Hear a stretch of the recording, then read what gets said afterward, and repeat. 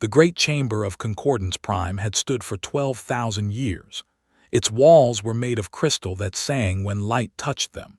Its ceiling showed the stars of 1,000 worlds. 847 species had signed their names in this room, promising peace and order forever. Today the chamber was full. Delegates from across the galaxy sat in their assigned places. Some breathed oxygen, some breathed methane, some did not breathe at all, but all of them had come to watch the same thing, the humans. High Chancellor sat at the center of the great curved table. He was a creature, tall and thin, with 4 arms and eyes that never blinked. He had served the council for 300 years. He had seen 10,000 disputes settled in this room. None of them had ever surprised him. He did not expect today to be different. The humans had only been traveling between stars for 200 years. In galactic terms, they were bobbies. They had 47 small colonies. They had a fleet of perhaps 90 ships. They were traders mostly, known for being friendly and eager to make deals. The galaxy found them amusing, like children playing at being adults. But now the humans had a problem. The Dominion, one of the oldest and most powerful species in the galaxy, had made a claim. They said 3 human colony worlds belonged to them. They had documents. They had ancient laws on their side. They had 800 warships. The humans had been told to come and discuss this matter. The council would help them understand their situation. The council would help them accept reality. Ambassador walked into the chamber with her small delegation. She was a woman of 50 years, with gray in her dark hair and calm in her brown eyes. She wore a simple blue uniform, no jewelry, no medals.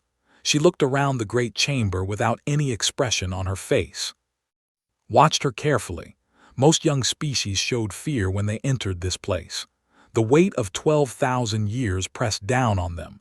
They understood how small they were. Did not look small. She looked like someone who had come to do a job. The High Arbiter rose from his seat. His name was Those, and he was beautiful in the way that crystals are beautiful. His body was made of living glass that shifted colors as he moved. Blue, purple, gold. He was very old and very proud. His species had built empires when humanity was still learning to farm. "We are here," Those said, his voice like wind chimes, "to resolve the matter of the expanse. The Dominion holds rightful claim to the 3 worlds humans call New Madrid, Hope, and this claim was filed 8,000 years ago under the territorial charter of the Third Concordance." He waved a long glass arm, and documents appeared in the air above the chamber. Ancient text in a language older than human writing. Maps of stars that humans had not yet named. Legal seals from civilizations that had risen and fallen while Earth was still young. "The law is clear," Those continued. "These worlds belong to the Dominion. The human presence there is, regrettably, illegal. We are prepared to be generous. We will give the humans 50 years to remove their colonists. We will provide transport assistance. We will even offer compensation for structures that must be abandoned." He turned to look at. His crystal face showed something like pity. "This is more than fair. Most species in your position would receive nothing, but remember being young once. We understand that mistakes happen when a species does not know the rules." The chamber was quiet. 800 species watched the human ambassador. They expected her to argue. They expected her to beg. They expected her to ask for more time, more money, better terms. This was how the game was played. This was how civilization worked. Stood slowly.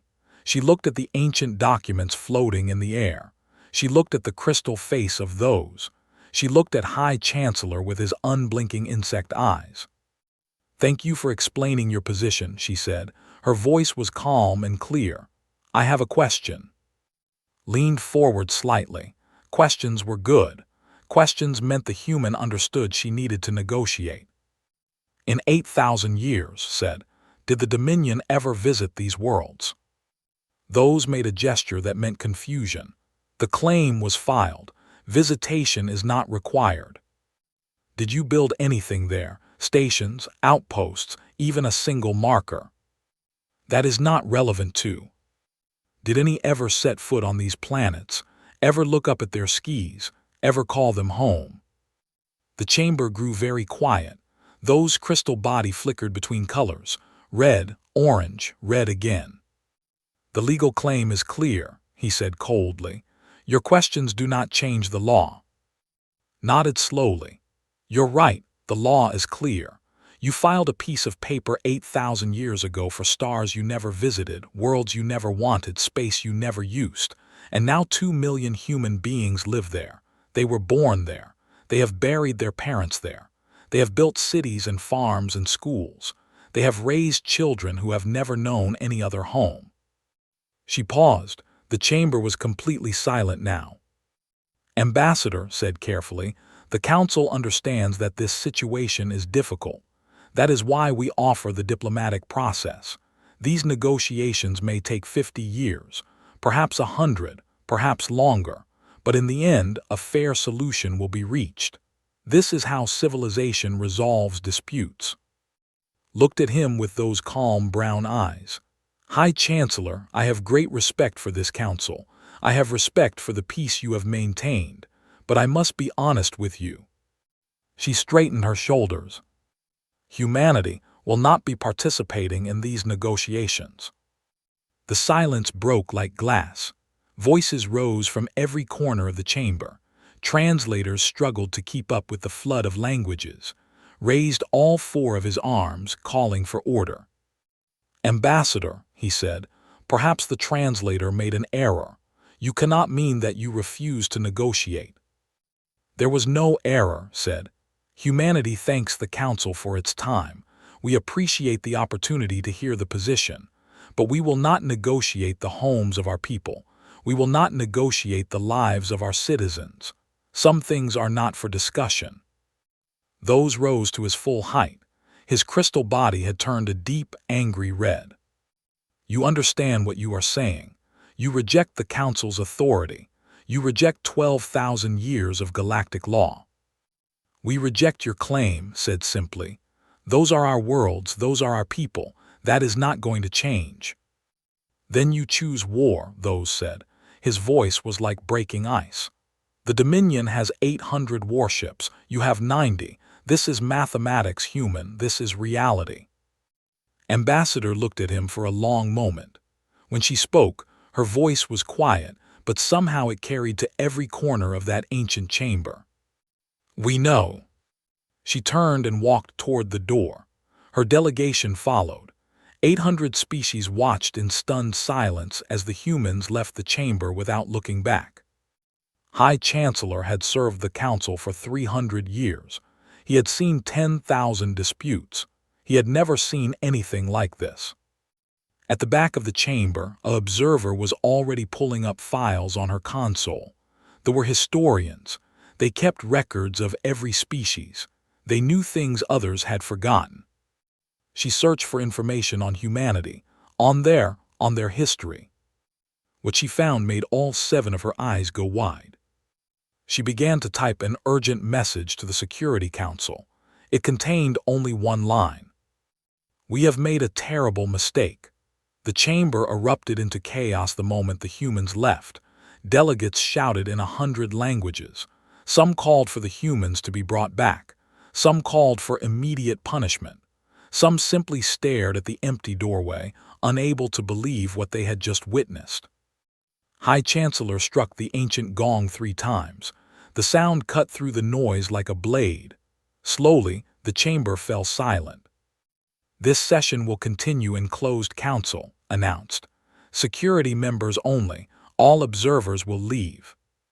It took 20 minutes to clear the chamber. When only the 12 most powerful species remained, turned to the historian. Keeper, he said, you sent an urgent message during the proceedings. Explain. Keeper was old even by standards. Her 7 eyes had seen the rise and fall of empires. Her memory held the histories of 1,000 species. But right now, those 7 eyes showed something rare: concern. I searched our archives for information on humanity, she said. I wanted to understand why they would do something so foolish. What I found was troubling. She waved a limb, and images appeared above the chamber. Images from a small blue planet on the edge of the galaxy. Humanity has existed for 300,000 years, said. They developed civilization 12,000 years ago.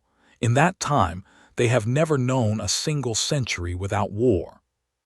The delegate, a massive creature covered in natural armor, made a sound of interest. His species were warriors. They understood conflict. All young species fight among themselves, they said. This is normal, they grow out of it. Humanity has not grown out of it, replied. They have refined it. War is not something they do. It is something they are. They study it. They teach it. They have turned it into an art and a science. More images appeared. Humans in primitive armor fighting with swords. Humans in trenches firing weapons. Humans in metal machines that rolled across broken ground. Humans in aircraft dropping fire from the sky. Their history is a record of continuous conflict, continued. They have fought over land, over resources, over ideas, over religion, over pride. They have fought wars that killed millions of their own kind. And here is what concerns me most. They have never surrendered when they believed their cause was just. The matriarch leaned forward. She was the oldest being in the room, a creature of light and thought who had lived for 9,000 years. Her voice was like music. Every species can be made to surrender, she said. Apply enough pressure and resistance becomes impossible. I thought so too, said. Then I found these records. New images appeared. A small group of humans standing against a massive army in a narrow mountain pass. A city burning while its people refused to flee. A tiny island nation standing alone against an empire that had conquered half their world. Humans have a psychological response that we do not see in other species, explained. When threatened, most beings feel fear. Fear leads to submission or retreat. This is logical. This is survival, but humans, she paused. Humans become more aggressive when threatened. Pressure does not break them, it makes them harder. The chamber was very quiet now. There is a human word for this, said. They call it spite. They will endure terrible suffering simply to prove they cannot be controlled. They will die rather than admit defeat. They consider this a virtue. Those made a dismissive gesture. His crystal body had returned to its normal shifting colors. This is history, he said. Ancient history from a primitive world. They have been civilized for 200 years now. They have seen how the galaxy works. They will learn their place. Perhaps, said, but consider this. In 200 years of space travel, humanity has been involved in 14 conflicts with other species. They won 13. The one they lost, they returned to 40 years later and won that instead. The delegate made a rumbling sound of approval. Even he seemed impressed. They have 90 ships, those said. We have 800. There is nothing to discuss. That is what the compact thought, said. They had 100 ships to humanity's 12. The war lasted 6 weeks. They no longer exist as an independent power. She pulled up more files, reports from military observers, analysis of human tactics, records of battles. Humans do not fight the way we expect, she continued. They do not follow rules, they do not respect tradition. They use deception. They attack at unexpected times. They target weak points. They adapt faster than any species we have ever recorded. Those stood. His body had gone pale, almost white. Enough. The Dominion does not fear primitive apes with crude ships. We were building empires when they were living in caves. We will remind them of their place in the galaxy. High Arbiter said carefully, perhaps we should consider other options. The humans did not threaten war. They simply refused to negotiate. Perhaps, given time, a solution can be found that does not involve conflict. They refused the council, those said. They spat on 12,000 years of law. If we allow this, every young species will think they can do the same. Order must be maintained. An example must be made. The matriarch spoke again. Her voice was softer now. I have lived 9,000 years. I have seen many species rise and many species fall. The ones that survive are the ones that know when to fight and when to step back. Are you certain this is a fight you want? Those turned to face her. His crystal form blazed with color. The Dominion has never lost a war. We will not start now. These humans think they are special. They think their stubbornness makes them strong. We will teach them that strength comes from power, from ships, from the weight of history. They are nothing. They will learn. He walked toward the door. The Eighth Fleet will mobilize within the week. We will restore order to the expanse. The humans will submit or they will be destroyed. He stopped at the doorway and looked back. This is how civilization works. The door closed behind him. The remaining delegates sat in silence. Keeper pulled up one more file. It was a transmission that had just arrived from Earth. She played it for the council. A human woman appeared on the screen. She wore the same simple blue uniform as Ambassador. Her face was calm, but her eyes were hard. To the members of the Galactic Council, the woman said, we have received word that the Dominion intends military action against our colonies in the expanse. We want you to know that we hoped for peace. We prepared for the alternative. She paused.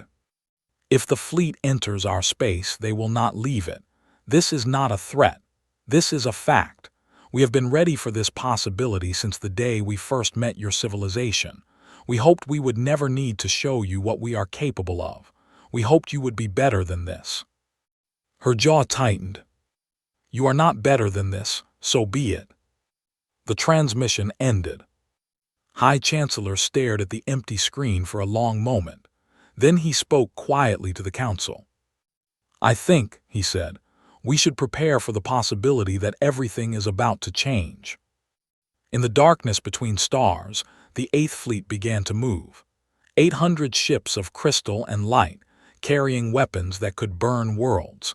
They moved with the confidence of a species that had never known defeat. They did not know that they were flying into a trap.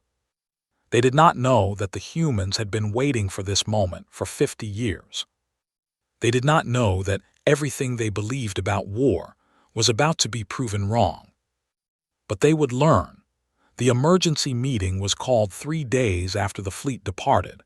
Every major intelligence agency in the galaxy sent representatives. They gathered in a secure chamber deep within Concordance Prime, far from the ears of ordinary delegates. Admiral of the Warrior Caste sat at the head of the table. His species had fought more wars than any other in the galaxy.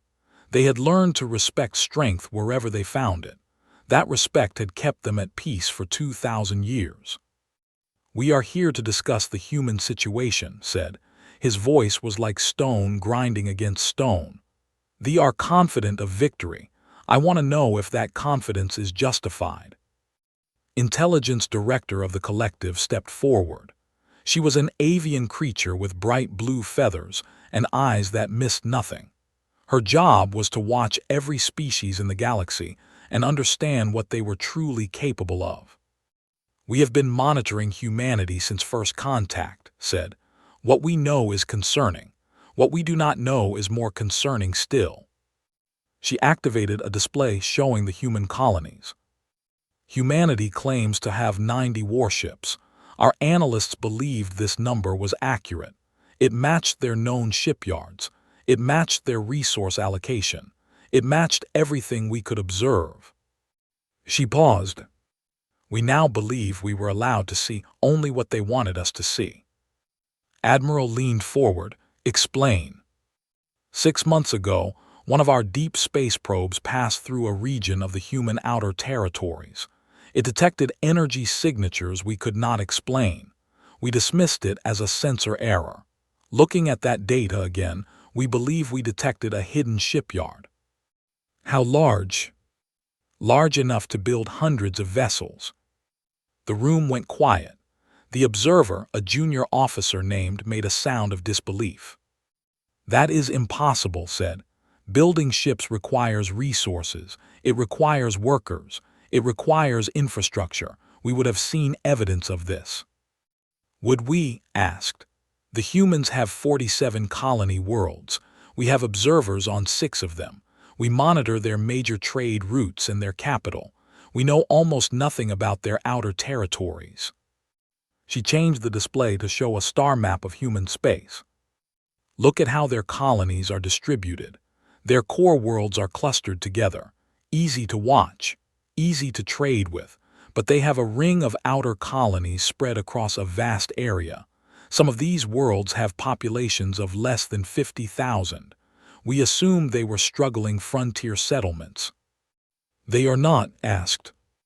"We do not know. We have never looked closely. And that, I now believe, was exactly what the humans wanted." Another intelligence officer spoke up. This was of the calculators, a synthetic species that specialized in analysis and prediction. They had no emotions, only logic.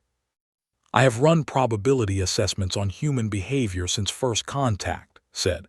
"There are significant anomalies." "Such as?" "Their trade patterns do not match their stated industrial capacity.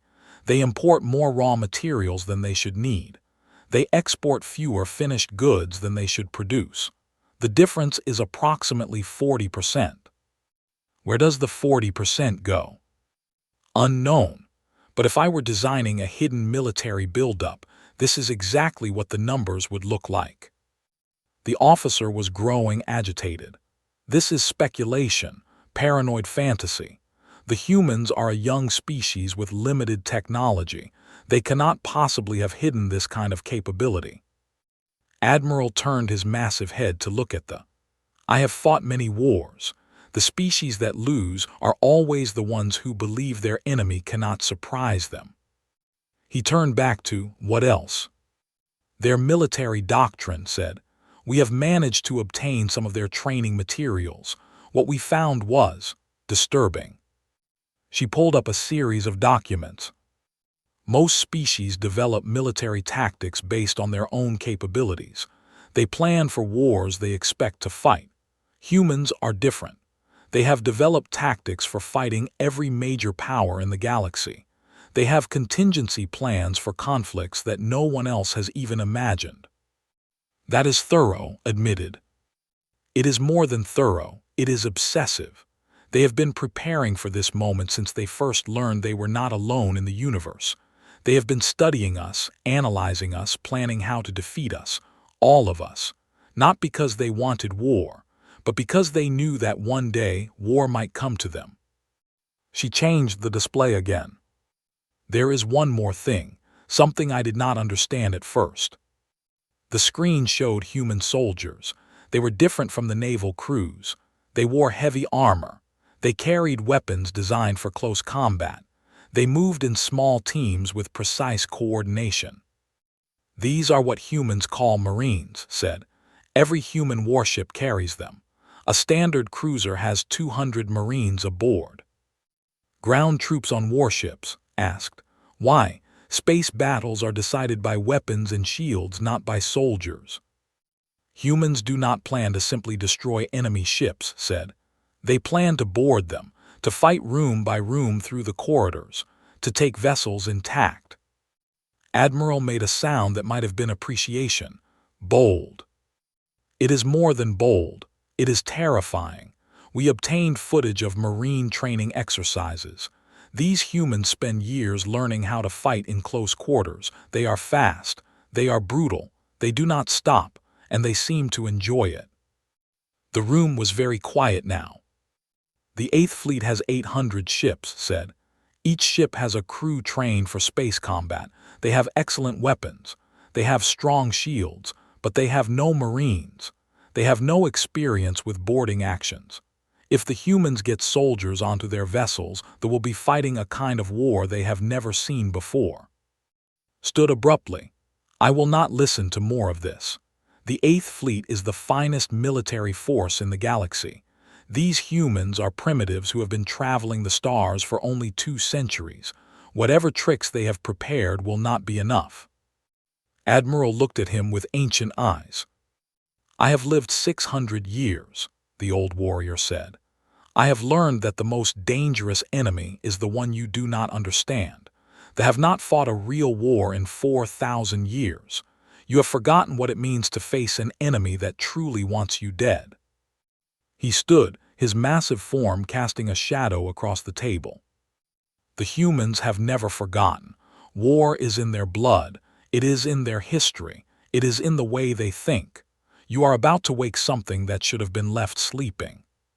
He walked toward the door. I will watch this battle with great interest.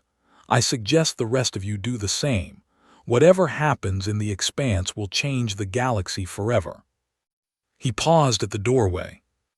I only hope the change is not too terrible to survive. In the dark between stars, the fleet continued its advance. 800 ships of crystal and light, moving with absolute confidence. And in the shadows of the expanse, something was waiting for them. Something that had been preparing for this moment for a very long time. Something human. The Eighth Fleet dropped out of faster-than-light travel at exactly the time and place their commanders had planned. 800 ships of living crystal emerged into normal space, their weapons already powered, their shields already glowing with ancient energy. High Arbiter those stood on the command deck of his flagship, the Eternal Light. Through the great crystal windows, he could see the stars of the expanse. Somewhere ahead were 3 small planets filled with 2 million humans who had refused to know their place. Scan for enemy vessels, he commanded. His officers moved with perfect precision. Sensors swept across millions of kilometers of space. The results came back in seconds. No enemy contacts detected, High Arbiter. The system appears empty. Those felt satisfaction flow through his crystal form. The humans had run. They had seen the size of his fleet and understood the truth.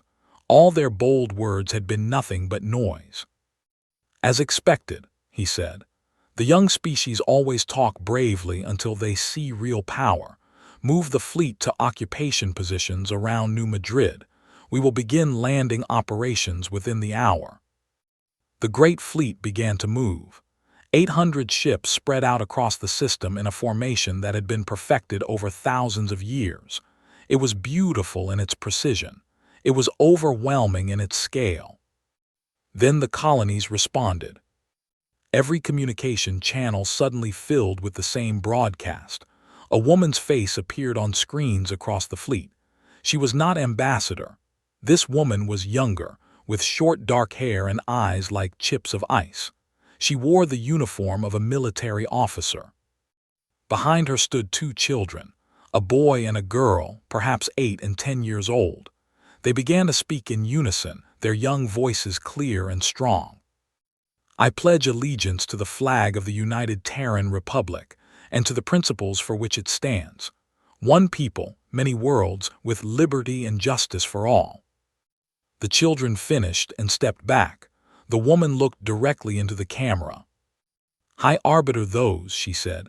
My name is Admiral Sarah of the Terran Defense Force. Those children were born on New Madrid. So were their parents. So were their grandparents. This is their home. These are our worlds. She smiled, but there was no warmth in it. You're in our house now. The transmission ended. Those felt the first hint of uncertainty. Scan again. Full sensor sweep, find their ships. His officers obeyed. Again, the sensors found nothing. Then all at once, they found everything. Space itself seemed to tear open. From behind asteroids, from inside dust clouds, from the shadows of moons, ships emerged. Not 90 ships, not 100. 300 human vessels appeared as if from nowhere, their drives blazing to life, their weapons already targeting the formation. Where did they come from? Those demanded. How did they hide from our sensors? No one had an answer.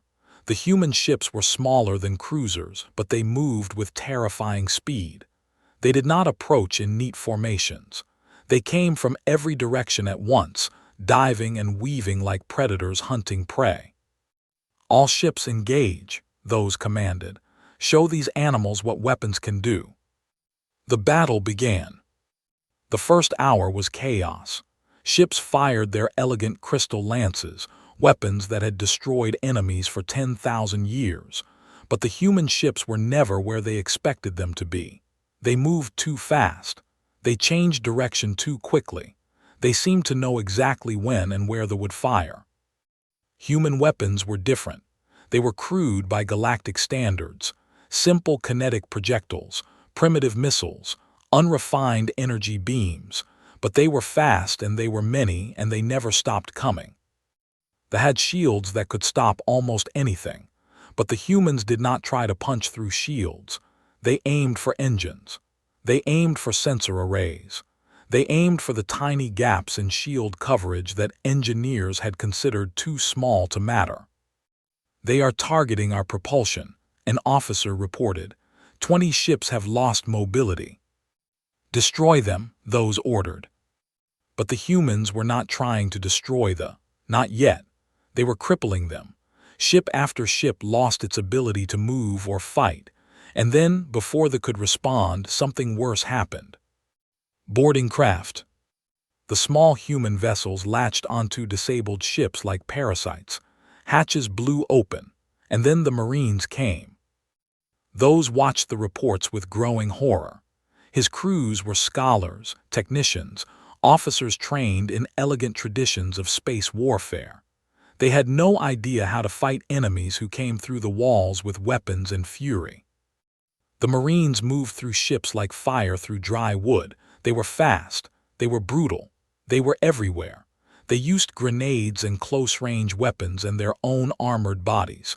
They showed no mercy and asked for none. "They are taking our ships," an officer said, his voice shaking. "They are taking them intact." 6 hours into the battle, the fleet was broken. 300 ships destroyed. 200 more captured. The survivors were scattered, running for the edge of the system. Those stood alone on his command deck.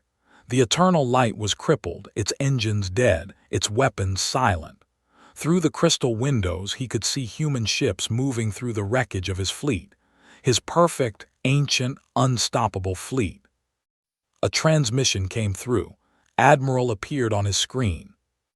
"High Arbiter," she said, "your fleet is destroyed, your ships are ours, your war is over." "This is impossible," those said. "You had 90 ships. You had primitive technology. You had 200 years of history." "We had 90 ships we showed you," said. "We had technology you understood. We had 200 years of playing nice while we prepared for this day." She leaned forward. "You made the same mistake every powerful species makes. You thought we were weak because we were young. You thought we were harmless because we were friendly. You thought we would break because we smiled." Her voice hardened. "We don't smile because we're soft, High Arbiter. We smile because we know something you don't. The galaxy taught us that strength matters, so we got strong. We got very, very strong, and we never let anyone see it." Those said nothing. "Here is what happens now," continued. "Your surviving ships will be escorted out of our space. Your captured crews will be treated well and returned home within 6 months. We will not occupy territory. We will not demand payment. We do not want your worlds or your resources." "Then what do you want?" "We want to be left alone. We want our colonies to remain ours. We want the galaxy to understand that humans are not prey." She paused. "And we want you to deliver a message to the Council. Tell them what happened here. Tell them that humanity hoped for peace, but we planned for war. Tell them that we are not their enemies unless they choose to make us so." Her eyes were cold and hard and absolutely certain. "Tell them we are done being underestimated." The transmission ended.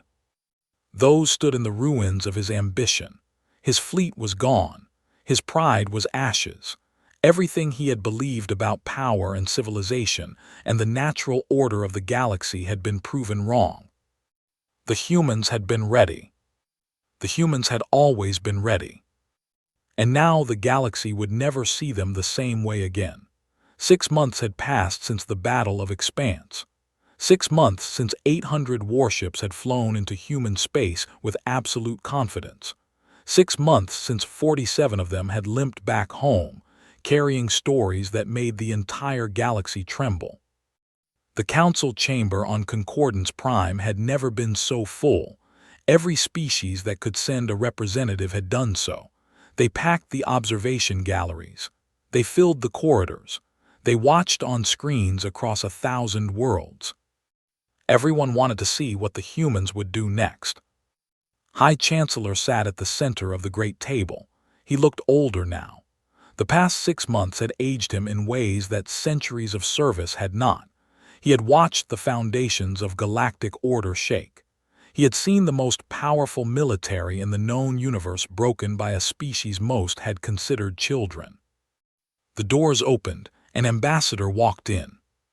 She looked exactly as she had 6 months ago. The same simple blue uniform. The same calm brown eyes. The same expression of quiet certainty. Behind her walked Admiral Sarah, the woman who had commanded the human forces at Expanse. The chamber fell absolutely silent. Walked to the center of the floor and stood where hundreds of species had stood before her. She looked around at the assembled delegates. She took her time. She let them look at her. Then she spoke.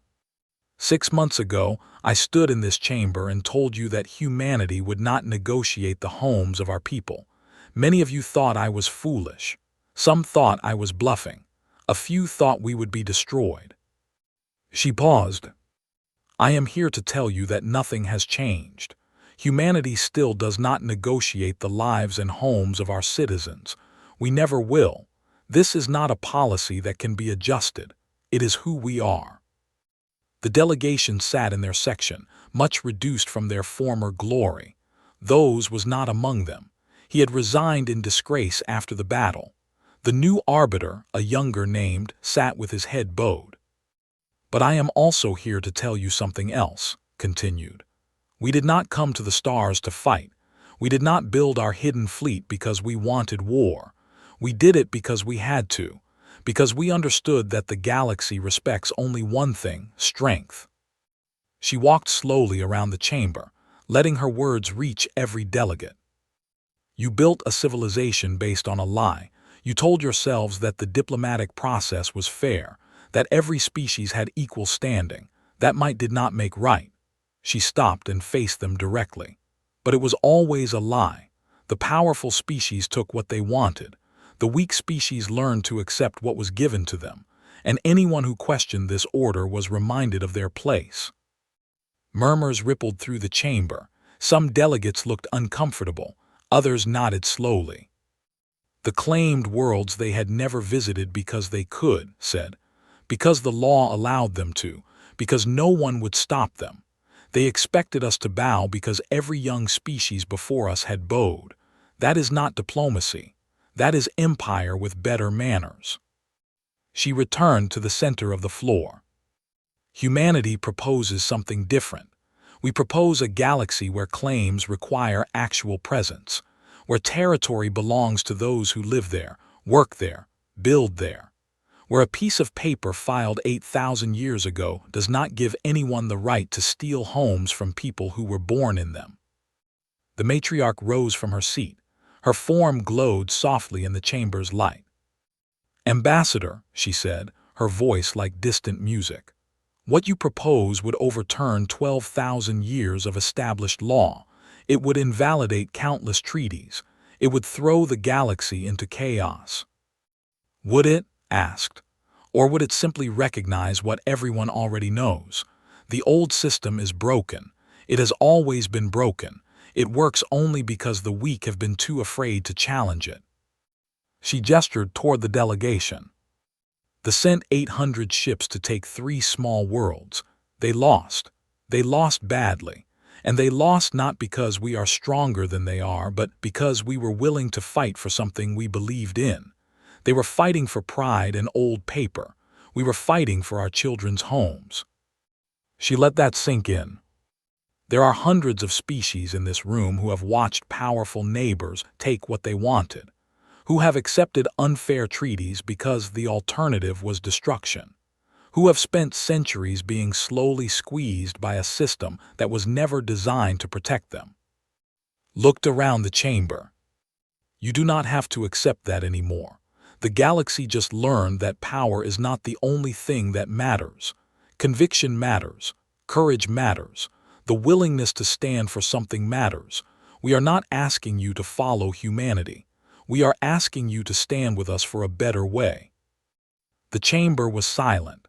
Then slowly, a delegate rose. It was one of the smaller species who had been pushed to the edges of the galaxy over thousands of years. His voice was thin but clear. My people have lost 6 worlds in the last 2,000 years, all through diplomacy, all through the legal process, all because we could not fight back. He straightened his small frame. We stand with humanity. Another delegate rose, then another, then a dozen more. Species that had spent centuries accepting their powerlessness found their voices. They spoke of lost territories, of unfair treaties, of generations of quiet humiliation. The old powers watched in growing alarm. The great civilizations that had built the system and benefited from it. They saw something they had never imagined, the weak standing up. The vote was called 3 hours later. The proposal was simple: reform the council, create new rules for territorial claims, give every species, regardless of age or power, equal standing. The vote was close, closer than anyone had expected, but it passed. When the result was announced, the chamber erupted. Some cheered, some sat in stunned silence, some wept. Ambassador stood quietly in the middle of it all. Later that evening, she stood on an observation deck, watching ships from 100 worlds move past the station. Admiral stood beside her. "Do you think it will actually change anything?" asked. "Maybe," said, "maybe not. But we showed them something today. We showed them that the old rules only exist because people accept them. And once enough people stop accepting, the rules change." A young diplomat approached them. He was barely an adult by his species standards, with bright, curious eyes. "Ambassador," he said hesitantly, "may I ask you something?" "Of course." "Everyone talks about what humans did in the battle, the tactics, the hidden ships, the Marines." He paused. "But what I want to know is why. Why did you refuse to negotiate when the odds were so against you? Why did you risk everything?" Considered the question. She looked out at the stars for a long moment. "Because some things matter more than survival," she said finally.